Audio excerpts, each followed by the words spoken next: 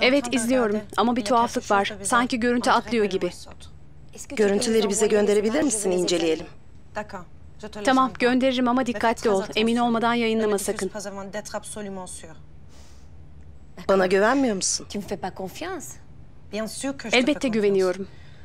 Aslında bir dakika, ben bunun gerçek olup olmadığını öğrenebilirim. Tamam, sen bana görüntüleri gönder, araştırmaya devam et.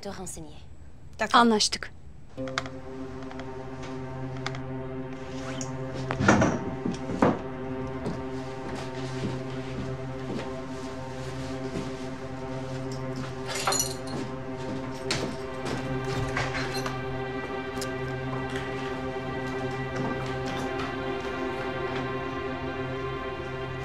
Bahar, ne oldu sana?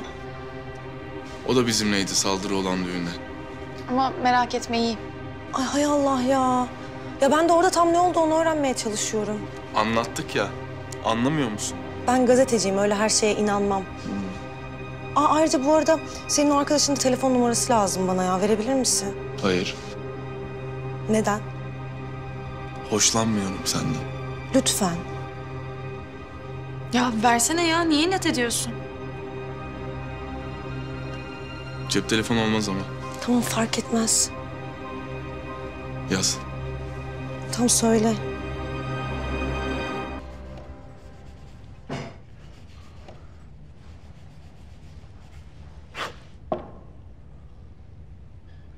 Abi. Eyvallah. Abi, ne okuyorsun? Kitap. Emin Bey. Silahlara veda. Lan böyle kitap adı mı olur ya? Neyini beğenmedin? Adını beğenmedi galiba. İşte ben bu yüzden kitap okumuyorum. Adamın aklını karıştırıyor aga. Bir keresinde bir adam tanımıştım. Çok kitap okuyan. Adam kendini aslıyor lan. O yüzden ben asla okumam. Temiz. Oğlum, hiç kitap okumuyorsan Allah'ın kitabını oku. Al sana cevap. Onu okuyoruz elhamdülillah. Ne hoş.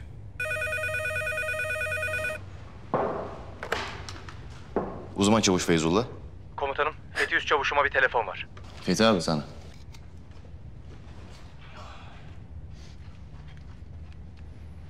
Üst çavuş Fethi. Arayan kim?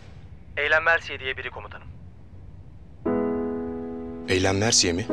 Evet komutanım. Tamam, irtibatlayın.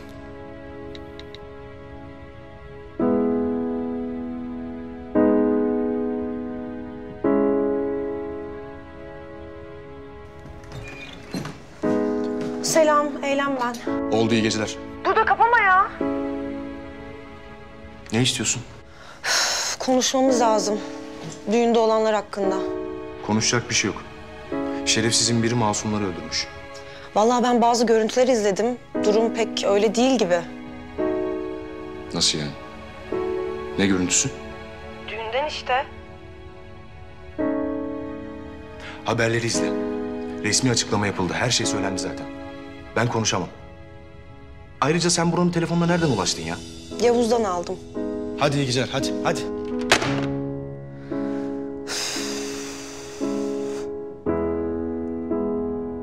Hayırdır? Ya bir gazeteci kız dadandı.